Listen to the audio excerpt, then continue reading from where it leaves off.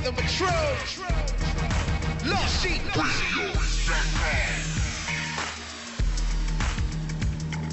Is that professional? Come on. Welcome. You are listening to LostSheepRadio.com. My name is Lady X. Yeah. I'm Brother Jabril. This is Brother Mustafa. Yes, sir. Assalamu alaikum. Peace, everybody. Peace. Yes. That's a great. Live. Yes, That's indeed. right. Tonight is going to be something real live. We are really looking for something hot. You're listening to Lost Sheep Radio Live. This is something that you're tuning into. LostSheepRadio.com if you want to listen to us on the internet. And we do want to encourage you tonight to send in your questions for our guests. If you're interested in doing that, you can email us at lostsheepradio@gmail.com. That's lostsheepradio@gmail.com. Now, of course, we do have some call-in details for those who might want to ask their questions directly. We are willing to take your questions. However, you're going to have to get that detail after the hour, happy hour, and we'll get that information out where you can call in live and ask your questions. So for now, tonight, the topic is the psychological covert war on hip-hop, which is the title of the book for Professor Griff. And the guests listening in live to LostSheepRadio.com, welcome into the conference. Yeah. That's right. You know what time it is. It's the Rhythm of Truth Power on Lost Sheep Radio. Let's go. Lost Sheep Radio. Lost Sheep Radio. Lost Sheep Radio. Yeah. You know what time it is. It's the Rhythm of Truth Power on Lost Sheep Radio. Let's go. Lost Sheep Radio. Lost Sheep Radio. Lost Sheep Radio. Lost Sheep Radio. Rhythm of Truth. Lost Sheep Radio. Rhythm of Truth. Lost Sheep. Bring it. Yeah, that's right. We on live streaming. Big shout out to everybody out there. You know, we get a big shout out to everybody who's supporting us, who's, holding it down. Big shout out to Minister Farrakhan, our father, big brother. Big shout out to all the believers and supporters all over the community. Big shout out, everything.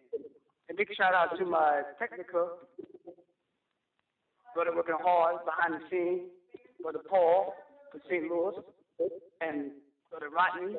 Big shout out to him out there in California. Sister Tish, Sister Shine, Amy Jabril. Big shout out to everybody, everything. So how's everything today, everybody? My co-host. Beautiful. Everything is beautiful right here where I am in Canada. All is well. How's it doing in Brooklyn? Great. Brooklyn is excellent out here. Brooklyn. We holding it down in Brooklyn all day. You know how we do. All day in Brooklyn. Well, modern technology allows us all to be on the line at the same time, as if we're in the same room. So, yeah, exactly, right? Yeah. That's a beautiful thing. It's a beautiful thing. Oh, yes, man. So I got the babies on the line, too. I hear the babies in the background. So I got the babies in the background on the line. Everything. But, big shout out to the babies out there. Everything. And, this is the countdown. Safety Day coming up. You got Safety Day coming up. Big countdown. Everything doing good. I think we got a great guest on the line today. Professor Griff. Is Professor Griff in the building? Peace, what's good? Oh, Steve Black man, how you doing, beloved? I'm maintaining. How are you? Oh man, all is well, brother. You doing big things, man. Give thanks. We getting a lot of feedback in Brooklyn from all of the work that you're doing all over the place, speaking engagements, writing books, and you just all over the place doing it, brother.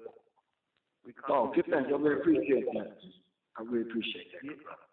We have a great book from you, The Psychological War Against Hip-Hop, on hip-hop. Yeah, the psychological covert war on hip-hop. Psychological covert war on hip-hop. And it's been a great, I own a bookstore, and it's been a great seller in my bookstore, and people all over have been coming and asking for that book. Even when I fill out, they leave their name and number. They want us to call them when the book comes in. And in that book, you're dealing a lot with exposing, the Illuminati and these secret societies and things that's going on. And lately, there's been a rash of the exposed DVDs and a lot of focus on a lot of our rappers that are involved in that Illuminati thing. But I remember 15, maybe 20 years ago, it was more focused on, more on the Rothschilds, the Rockefellers, everything that was talked about the Illuminati had a white face on it. So my question, brother, is what's the difference between these hip-hoppers that are involved in the Illuminati and those that are in the hierarchy, like the Rothschilds, the Rockefellers, the DuPont, and those Caucasian families? What's the difference between those two? Well, the very clear difference. Well, first of all, greetings to everyone that's on the line and everyone that's listening. And I want to thank the brothers and sisters from Law Street for giving me these few minutes, man, to bless these airways, because the airways are definitely sacred. We need to treat it as such. But to answer your question directly, the clear difference between the two is that no black people will ever enter into the higher echelons of what we know to be the Illuminati. All right, the Illuminati consists of 13 bloodlines. That blood doesn't run through black people's veins. Jay-Z and the rest of these characters have absolutely nothing to do with the Illuminati. They may be tools and agents to carry out the Luciferian doctrine and agenda of the Illuminati, demonic agenda of the Illuminati, but they can't wipe the goddamn toilet seat of these damn Illuminati people, man. Stop that. So there's a clear difference. Are you following me? Yes, you can never say that Jay-Z, Kanye West, Beyonce, Rihanna, or any of these people are in the Illuminati. When you look at the 13 bloodlines and who these people are, all right, you could never point at these entertainers, which are peasants, man. It's flunkies. They're peons when it comes to these people that move trillions of dollars every day, that destabilize governments. You understand what I'm saying? Just because Jay-Z and Kanye West and the rest of them got a few dollars in the bank and they throw up a couple of signs and some hidden symbols in their videos, that doesn't make them Illuminati. The Illuminati simply means holders of the light bearers, the enlightened ones. And we know, I want to say this on the rip, we know and understand that we, the highly melanated people, we are the enlightened ones. We're the illuminated ones. These people have stole our birthright. Are you following me? Go ahead. We need to understand that from the beginning. You understand what I'm saying? It's given to us by every great teacher that came before us, especially the most honorable Elijah Muhammad, who asked us the question, who is the original man? This is God of the universe. We are the gods and goddesses.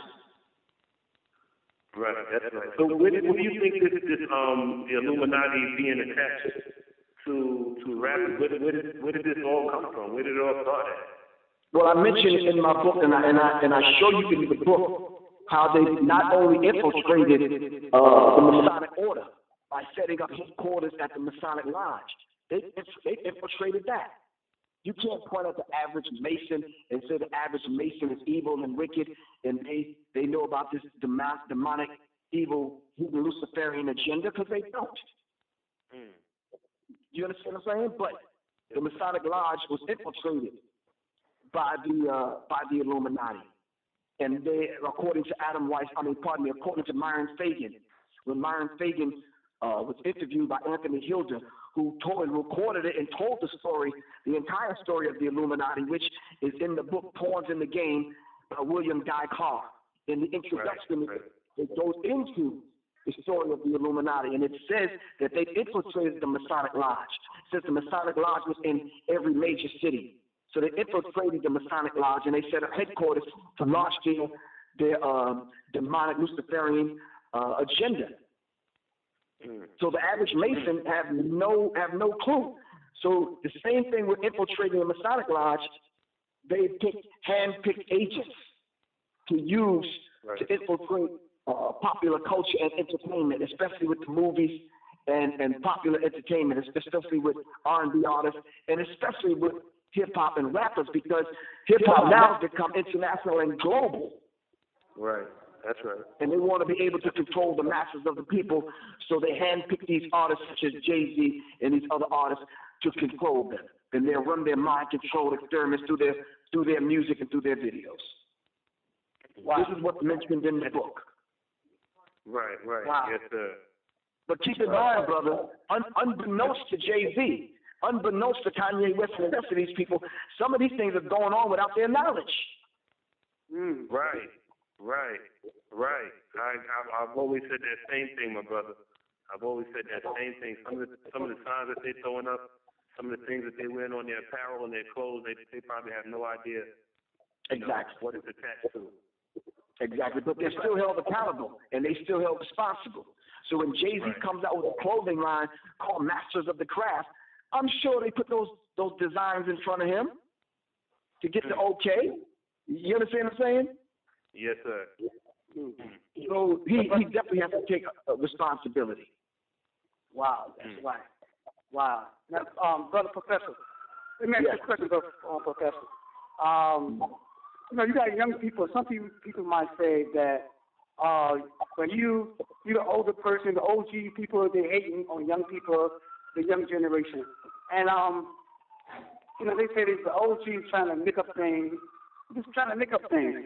What you think about that? Some of the young people putting out there. Well, I'm glad you brought that up, because I'm gonna answer that question in a minute. But I need to ask a question.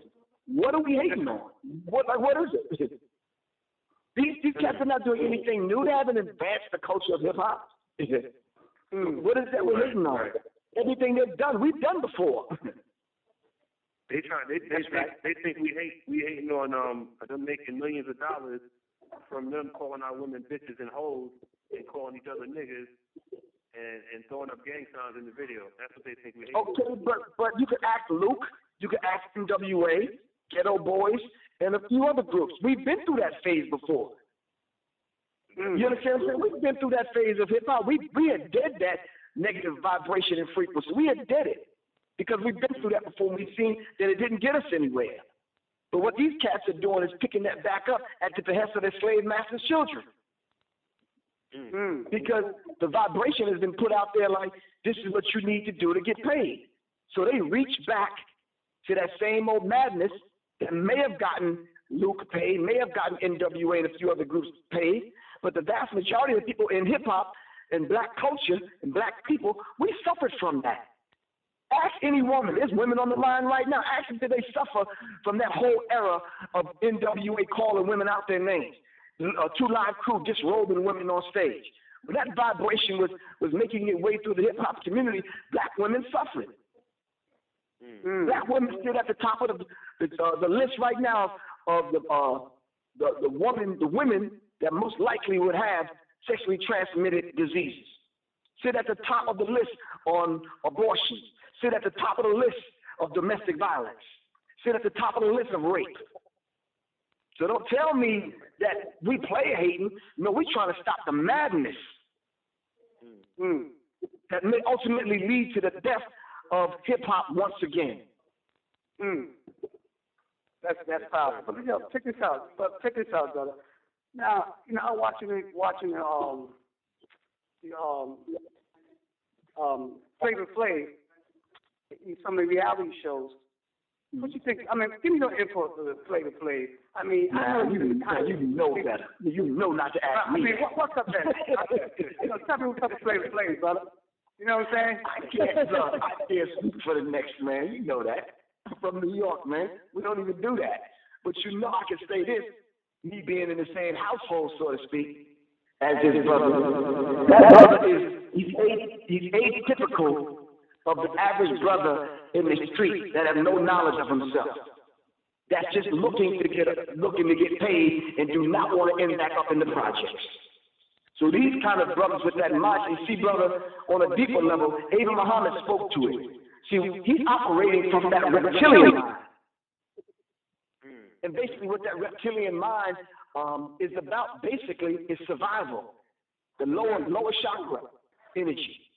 He's basically trying to survive the best way he know how. So when he's out looking, all he's looking for is where to eat, what to smoke, what to hit. You understand what I'm saying?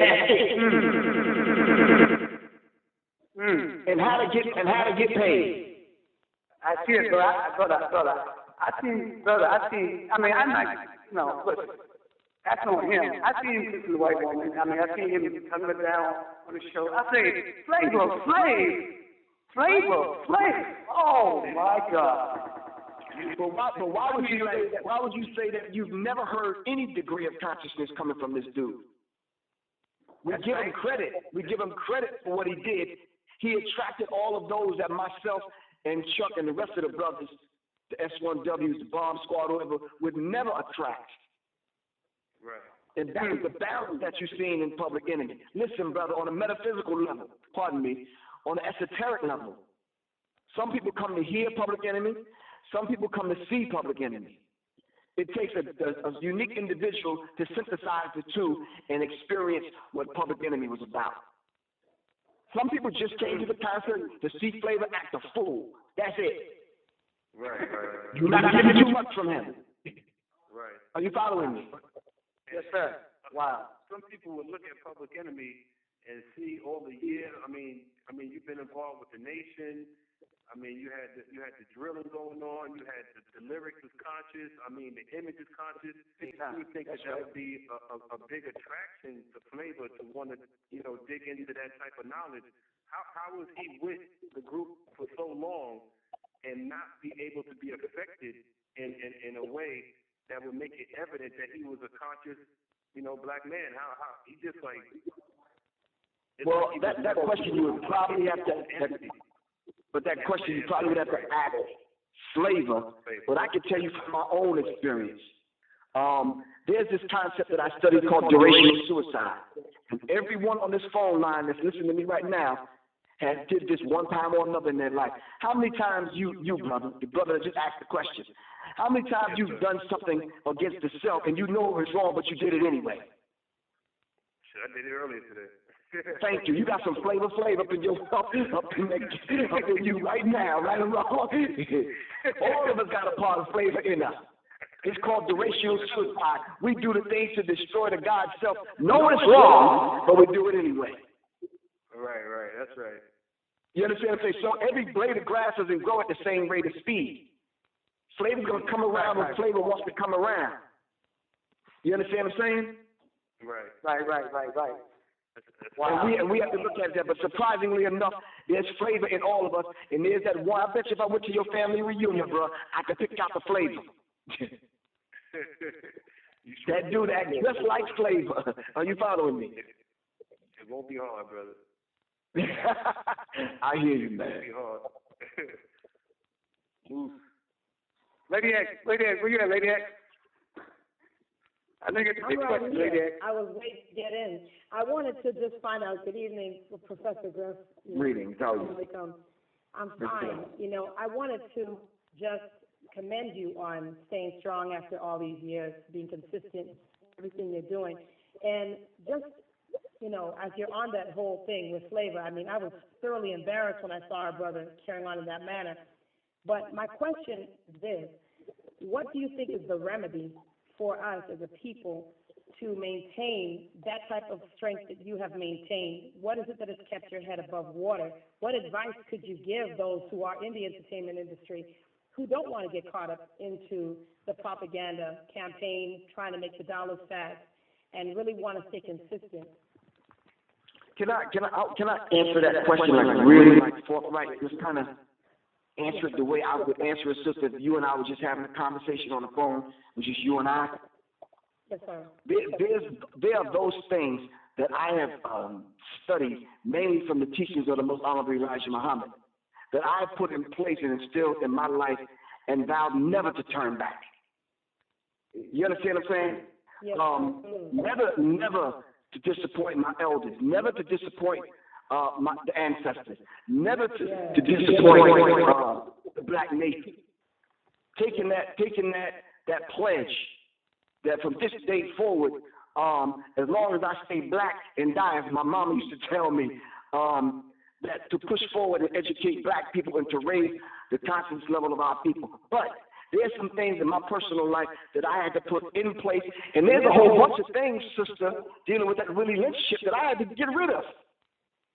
Mainly, I had to get rid of the white Jesus out of my psyche. Yes, sir. I had to get all these white images out of my spirit. I had to cleanse my auric field. I had to stay away from negative people. You understand what I'm saying? My homies that I came up with, man, that decided to go astray and turn hypocrite. I can't hang with them no more. Yeah, that's right. Come on. You understand what I'm saying? I can't eat the same food that I used to eat. I got knowledge of self now. I got to put living food in the living body. Just those two subjects alone, religion should be called your living, not your diet. So just those two things alone, I had to put some things in place. Well, those three things. The company that I keep, because Chuck D said, if you can't change the people around you, then change the people around you. Yeah. So I had to change the diet, the mental diet. I had to change the religious and spiritual diet and learn the difference between the two. I had to give his religion back. Go ahead, brother. So I had to take up concepts of African, Asiatic, African spiritual concepts. And I tell people, like I've heard tonight from my elder, Professor James Smalls, I'm God having a human experience called Griff. Can't nobody tell me otherwise. So all those concepts that are alien to my character, my nature, I had to give them back, sis. Do you understand what I'm saying? And then I had to keep my lower desires in check. Yes, sir. Going through a rites of passage by giving this cracker his name back. Come on. So these are the things that I had to do, and a lot of people have a very difficult time doing these particular things, but yet taking on names from Kemet, taking on names from Africa, taking on righteous names, so to speak, but we have the same old nigger-type behavior. No, we have to get rid of these. We have to get rid of these things in order for us to withstand the pressure that this devil and these demons will put on you, and they will put the pressure on you. Let me tell you something. I said this at the dining room table to a sister. I said, and answer this for me, brothers and sister. You can answer this for me too. How many people can truly walk in my shoes, which are size 8? I said to the sister, how many people, brothers, can get off stage with hundreds of women screaming your name, ready to go back to the hotel, and you turn them all down? How many times the brother's going to run up with all kind of drugs, all kind of pills, weed, coke, and everything else, and you turn it all down and you stand your ground? How many times they offer you the movie deal or the reality show or the commercial or the whatever, as long as you dress up as a woman, you got to kiss the white woman, and you turn it down for hundreds of thousands of dollars. How many of y'all can do that? Come on, talk to me. Very few, brother. Very few. Very few. Very few. So,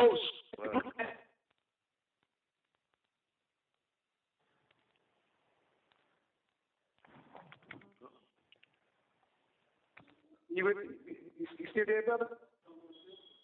It sounds like your man lost him a little bit.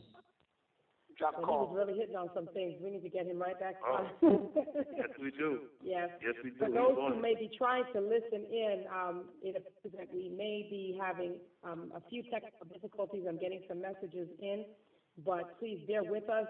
There will be a rebroadcast available of this interview, and you can listen to this again live on LostSheepRadio.com. Directly on the website, you can be able to go there and listen following the show. So we thank you for your Brother's going in. Indeed. He is going in. What? Lady, you think the Illuminati got hold to the phone? As long as it's just the phone and not our brothers. I know, right? I think we can handle that. But you know what? I know Griff is so powerful in terms of his manner and the way he carries himself, and he does not speak or words when he speaks. So, of course, it's important for us to have someone like this upholding the stance that he upholds, because it takes a lot of strength to be consistent. And as he said, I mean, diet, the discipline and making sure that he maintains a certain type of standard of conduct. It's extremely important. All of us can definitely do that this evening, with that. Right. Indeed. So, it's a reality. Right. Yeah. Exactly. Yeah, with what we're seeing right now, the propaganda channels are all over. Okay, I think, we got Griff back on. Peace, brother, you're back. Peace. I'm sorry about that. Yes, sir. Yeah, they tried to grab you a little bit. If that didn't happen, the devil's not doing his damn job. We kidnap you, man. Go get the FOI. Come and get him. Yeah, that's why we quit thinking. That's why we right on down to modern times, man. Right down to the modern day time. That's right. We're hitting us some beautiful points. Yes, sir. Yo, so check it out. Can you hear me, brother? Yeah, I can hear you. Professor Griff? Right. Yeah. The other question I had for you, too, is also in terms of what you were saying, just with the discipline and the lifestyle and the manner in which you've carried yourself. I'm curious, Professor Griff, in terms of the time we're living in and what must be done. I mean, we're living in a very critical hour, as you know, and as you have really been trying to assist in preparing us to recognize. What is there that I'm a mother that I can do for my children right now? I mean, there are times I come home and I mean the kind of music that I hear them listening to, or songs I may hear them singing because it's there. The filtration and the infiltration of the music is something. It's like a counter activities, and it's really a powerful thing that you're fighting against, because it's all around us right now. They're being bombarded with it, and we don't live in a bubble. What advice can you give me and other mothers and fathers as regards this music? I mean, it's not the purity we heard in your music, that's out there. There are people who are coming with it, but you know what I'm saying. I mean, if it's not the pink lipstick wearing somebody or the other, or somebody kissing their girlfriend on screen and all kind of foolishness, talk about two women.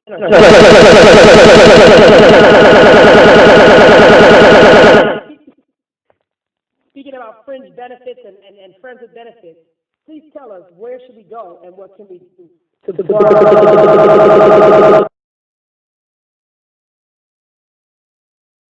But I'm thinking your situation is like a lot of other moms that are out there with children.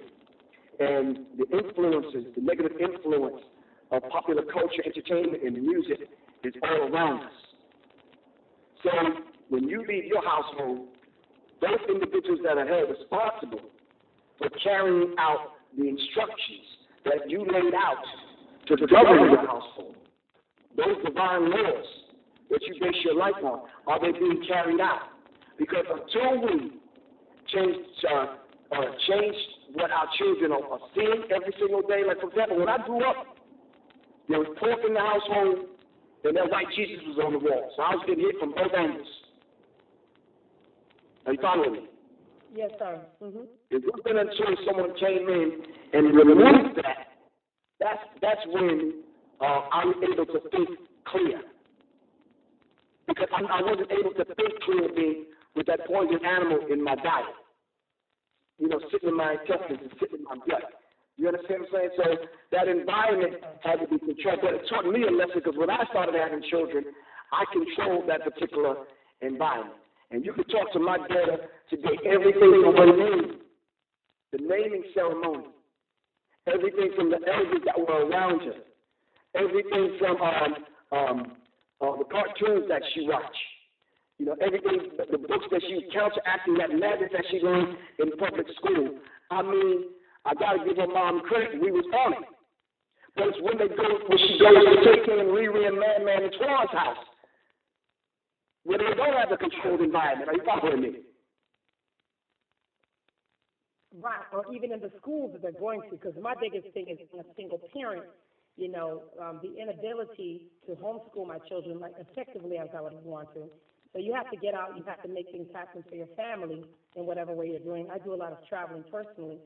So you keep it guarded, you keep them in true, but it's the environment that they're in. They're hearing it in commercials, the other, peers are talking about it, and it's like constantly deprogramming them. Yes, sir.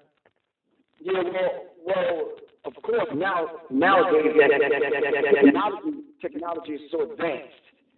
It's hard to guard it because if it's not Twitter, it's Facebook. Now, Facebook is YouTube. It's the whole internet. It's their peers with iPads, iPhones, iCondoms, whatever. You following me? Come on. So yes. It's very difficult. It's very difficult to track. In most cases, these devices that they're coming up with now, me as a granddad, I'm like, look, I got to ask my son how to use this stuff. You understand what I'm saying? How can I guard my granddaughter when I don't even know how to use it? She's telling me how to use it. So it's very critical. It's very, very difficult. Yes, sir. So, on to the next one. Mustafa? Yeah. Brother, can you hear me? I can hear you. Thank you, brother. Now, I think that I know that you're going to be a legend. I'm sorry, a legend. Everything. And what do you want your children to think of you when the time comes? You know what I'm saying? When that time comes. Now, there's some noise in the background. Did I hear you say, what are my children going to think of me? Yes, sir. Yeah, that's a very interesting question. What legacy you want to leave? The legacy that I would love to leave, brother, to be honest with you, if I'm looked upon favorably by the Creator, the legacy I want to leave, I want people to remember me as a brother that stood strong and stood up when everything was against me, and I found the courage and the strength to pull on what the ancestors left us, with the energy of the Creator in my spirit to carry on and speak truth to power, regardless of the circumstances. I want people to remember the fact that when everything else was against me, I spit in the face of the damn devil and told him to blame it. And told him my buckle, and I lied, and I flinched. And I didn't leave the devil dead at my damn door, made a damn earth to check my body. That's what I want to leave. That's the spirit of Nat Turner.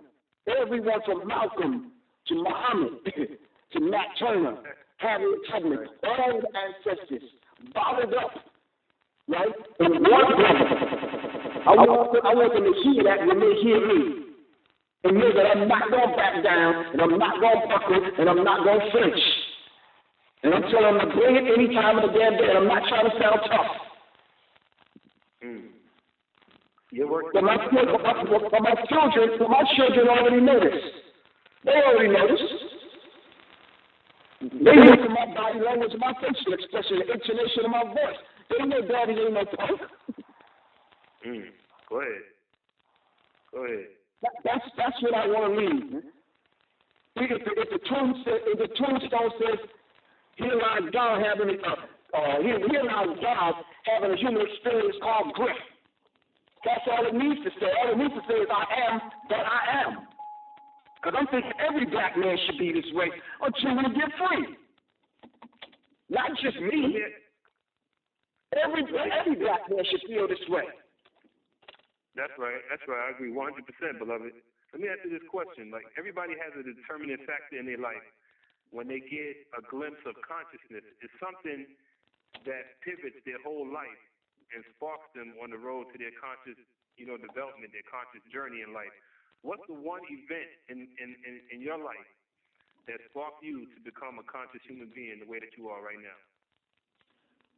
Brother, there was a few of them, but the one thing that started it was the fact that I heard about the plight of the Native American, and that blood runs through my veins for the Blackfoot tribe. And when I heard what was going on, the disease blankets, and someone read to meet the history. I went to some place to go to learn, figure it out. And the only place that was available for me to go at that particular time is when the satellite mosques were being set up on Long Island in New York. There was a mosque, number 7, that set up a mosque on Long Island, and my two brothers were in the Nation of Islam, and they brought me into the Nation of Islam. And from that point on, it gave me a sense of self and taught me who I was. And from that platform, I was allowed to go and study the plight of the Native Americans, especially the tribe that my family's from, which is Blackfoot. Wow, that's amazing, brother. As you saying those words, I just made the connection, just picturing your face and picturing that tribe as far as my Native American family. And I'm sure a lot of people in the audience didn't know that. And this is something that we learned and knew about our brother today, that, what's running through his veins. Matter of fact, speaking of the audience, we want to open up the lines to questions. We have people on the line who want to ask our brothers some questions. And, we are going to. Now's a good time. Yeah, it's a good time. What we're going to do now, and this is how it's going to run, just for those who are in our conference room, Q&A session started. Turning into Q&A session right now. So you will be able to ask questions. You just simply have to press *6, and we'll see you in the queue, and we'll begin to take your questions. So press 6. This is very beautiful, and I want to just add, we all have that Native American blood in us. I mean, because we are of this earth. So truly, some of us, you see it more pronounced than others. All right, we do have a lot of questions jumping in right now. Beautiful. I'll take the first one, and I'll get them ready. And this one is from 910-384. You're live. Radio, what is your question?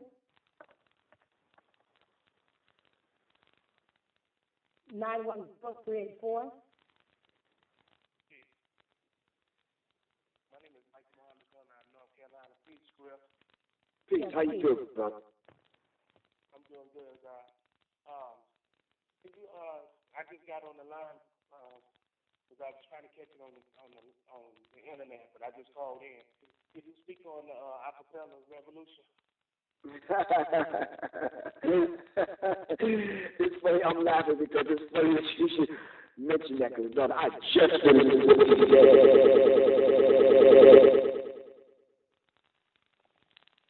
So the acapella revolution basically just from the idea of a conversation that I was having with his brother, and we were talking about whether these rappers today could come before the people, right? And with no music, just spit their lyrics a cappella, right? And then after they spit their lyrics a cappella, how about explain to us what those lyrics mean? And then we can determine whether or not they have this fruitful career in this industry. How many of them would fail? Hello? Yeah.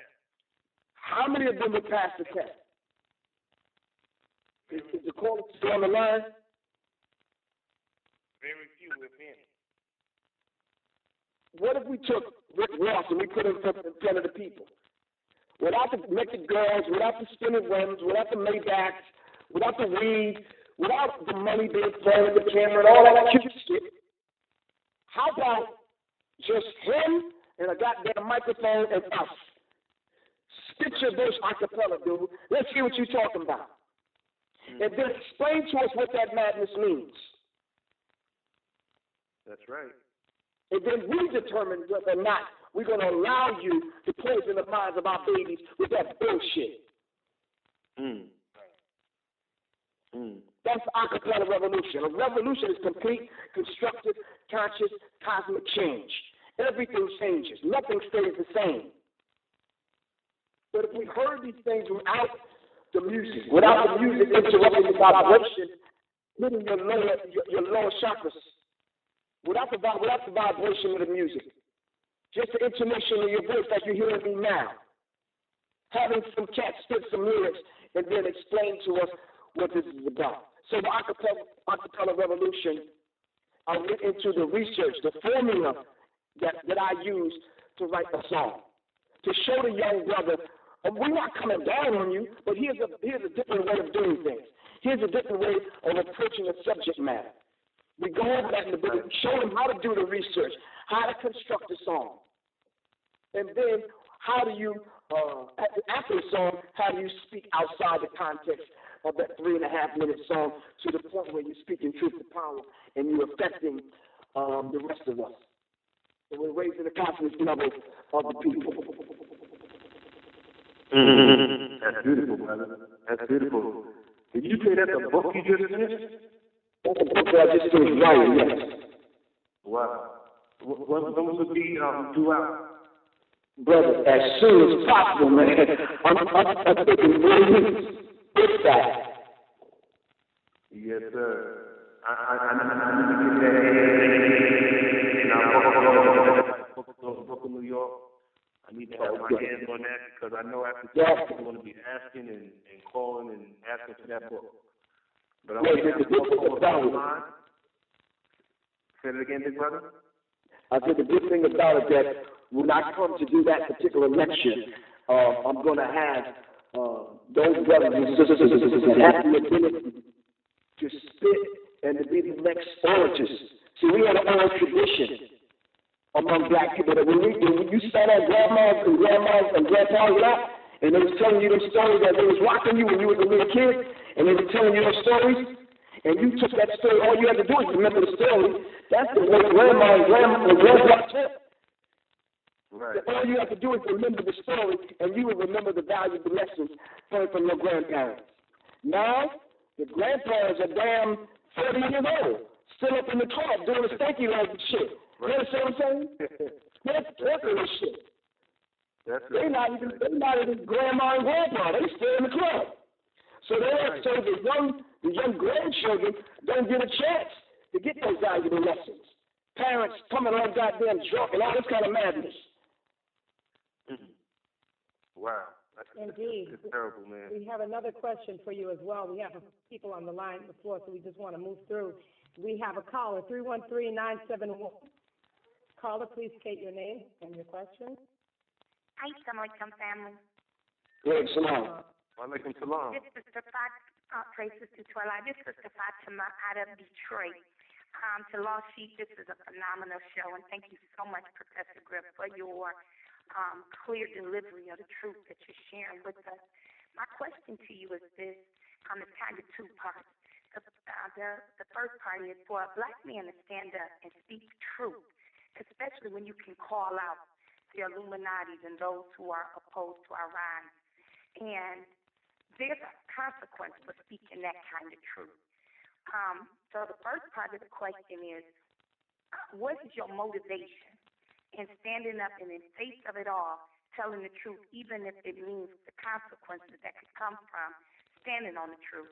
And the second part, with the newer rappers coming out, who love for the limelight, the material goods, how do they respond to you speaking this kind of truth?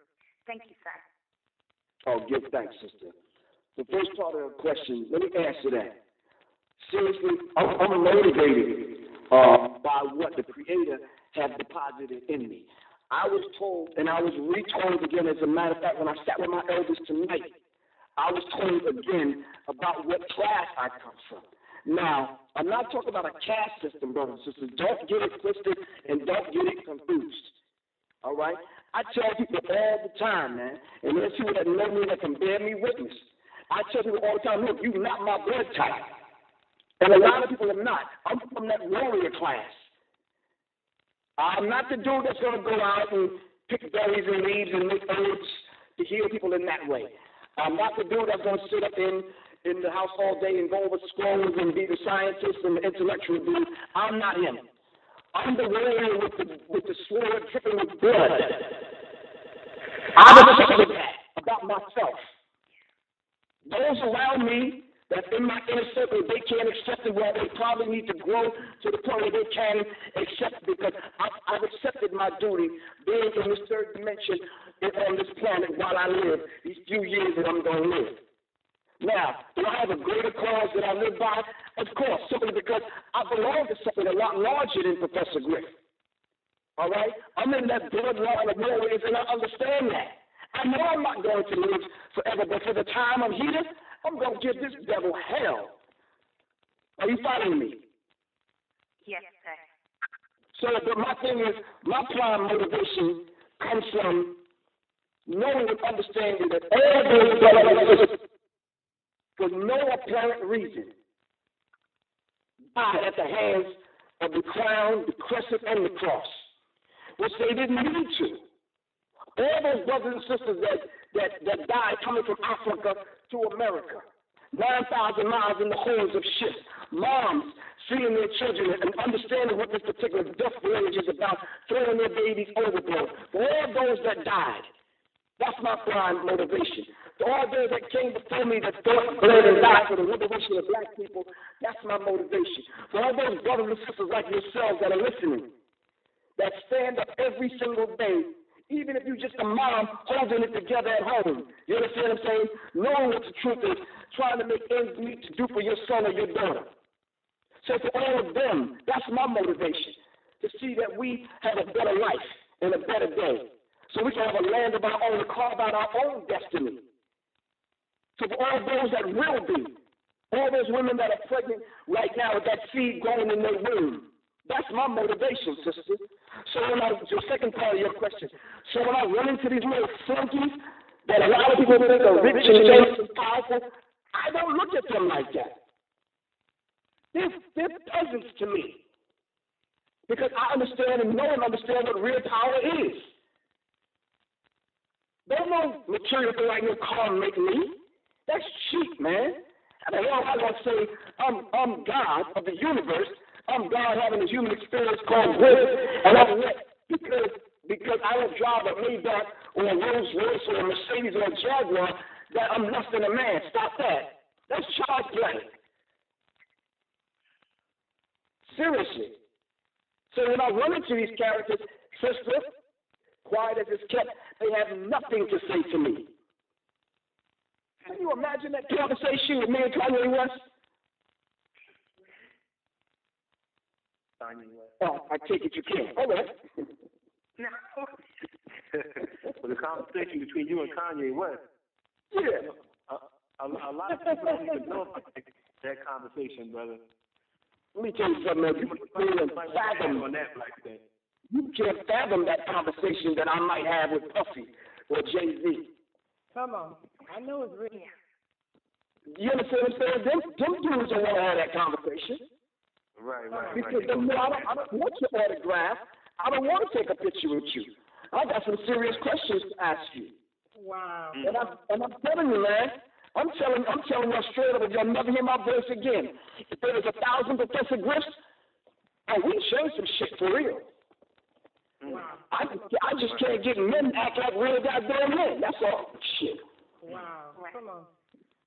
Real tough. You give me 999 Professor Griffs. I'll show you what it's about, shit. No, I'm talking about 999 Professor Griffs like myself that don't care and ready to take care of some business.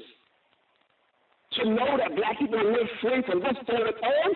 Oh, seriously? Come on now. Come on, man. 999 problems and Griff ain't one, right? That's about that. Or 6 million ways to die. Choose Griff. Come on now. Come on. You have another question. Thank you, Sister Fatima. Praise be to Allah for having you on. And we do have another caller on. Caller, you're alive, and you're calling us from, and let me just make sure we get you here. That's the 347-683. Please state your name and your question.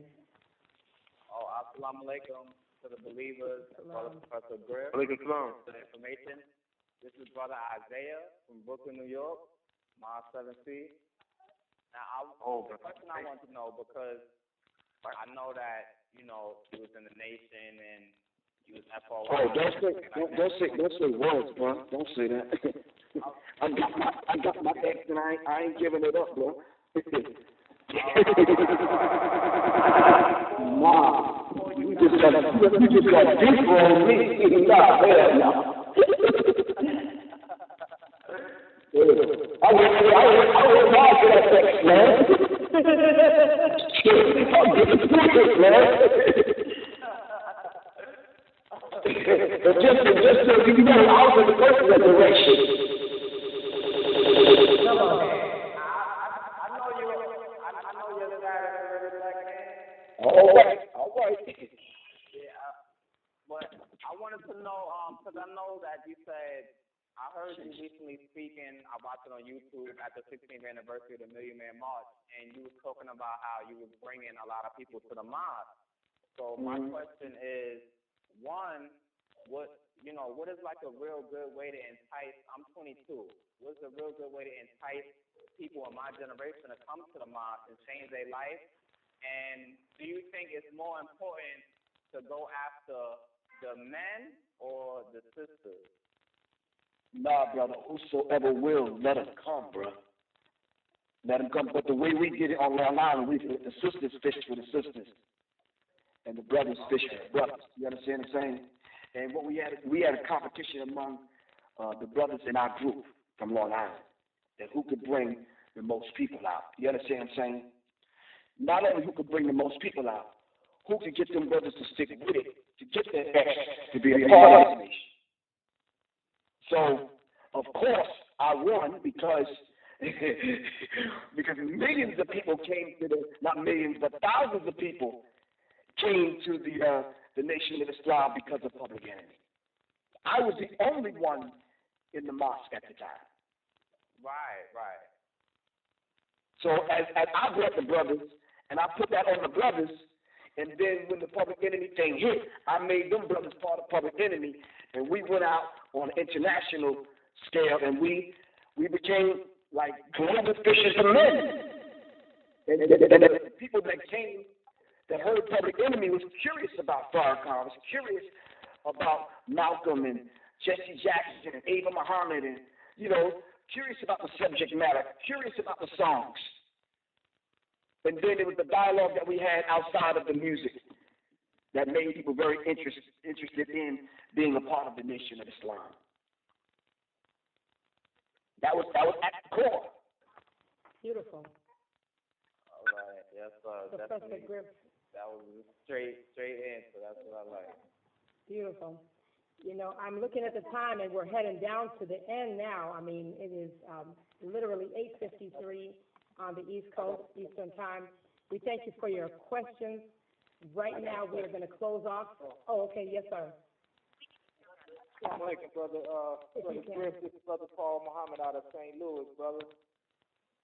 Peace. How you feel, good brother? Oh, man, I'm peaceful, man. Happy to be alive, brother. I just had a quick question for you.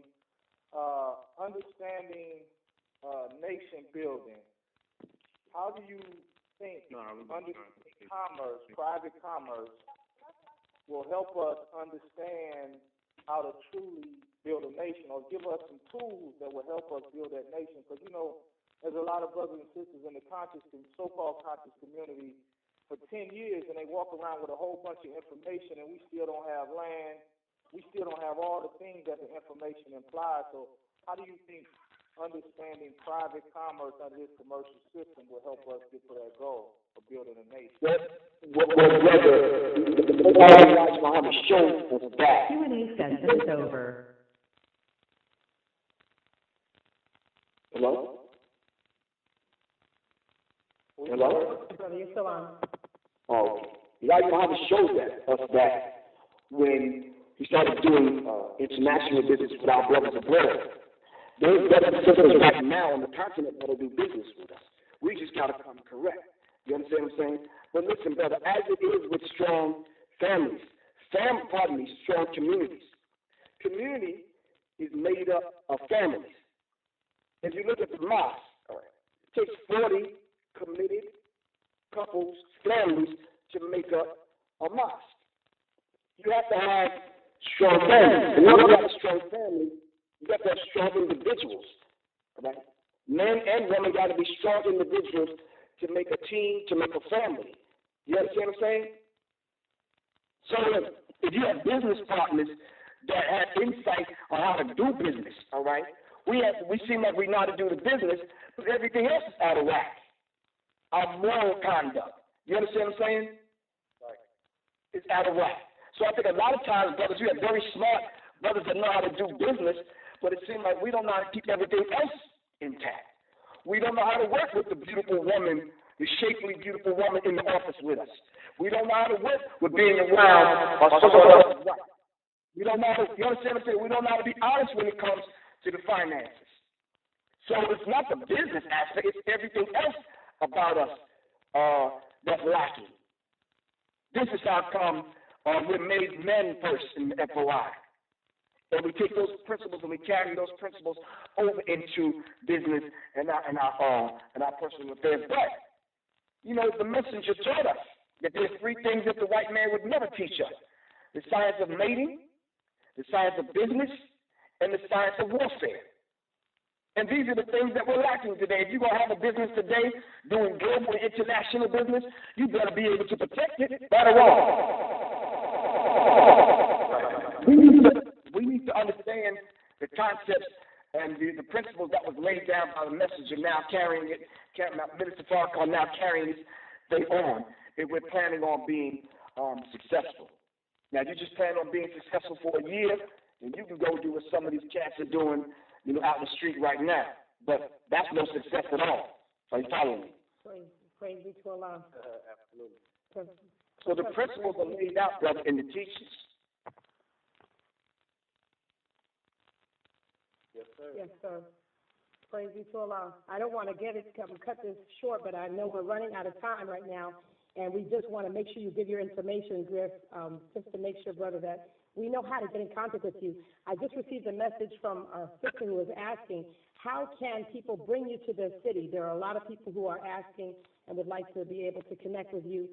What information can they get in order to do that as we round down our last few minutes of this broadcast live on Law Sheep Radio? Well, I'm very personable. I'm like, you know, I'm approachable. So people could just call me directly. 678 557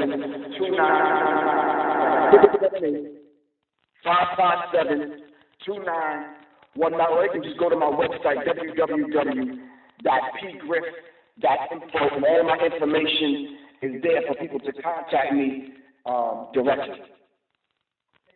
Beautiful. And, you know, we enjoyed having you this evening on LostSheepRadio.com. Oh, yes, he did. Do you have any final words? I know we're running down to the last 2 minutes. If you can, just, crunch in something for us within 30 seconds, Professor Griff, because we just want to close out and give a quick announcement for next week's guest. And we thank you for joining us, and we have to have you back on LostSheepRadio.com.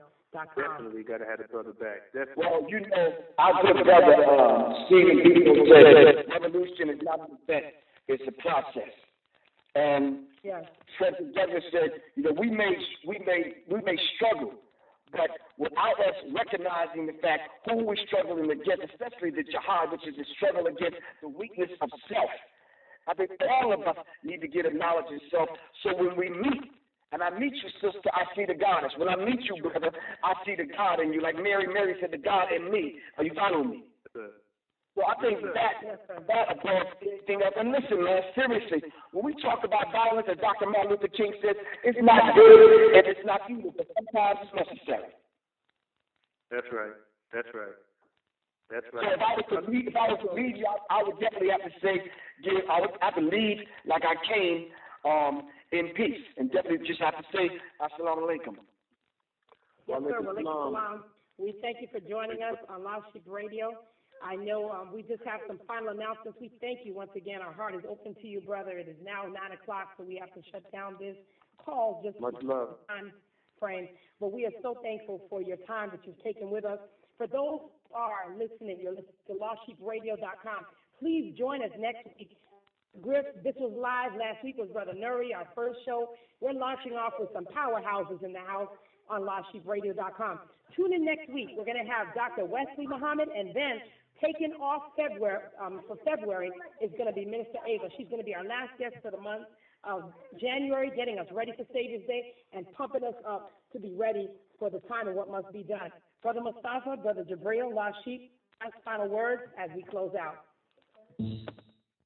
Yes, sir. We want to thank our brother for coming on the show. We really appreciate your work, Brother Griff.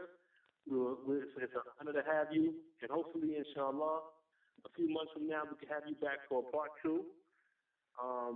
There's a lot of questions that's out here that brothers and sisters want to ask that didn't get a chance to ask. So we got to have our brother back so he can just, close it off and answer those questions for us. Brother Mustafa? Oh, yes, sir. Yes, sir, Brother Professor Griff. Thank you for coming on, brother. Show us some love, everything. Yeah, I'm looking forward to us doing a tour together, working together, the Lost Sheep and Professor Griff doing the show together. I know it's going to be big and add more to it. So we got in the future some big things to do in the future. Thank you for coming. Thank everybody for listening.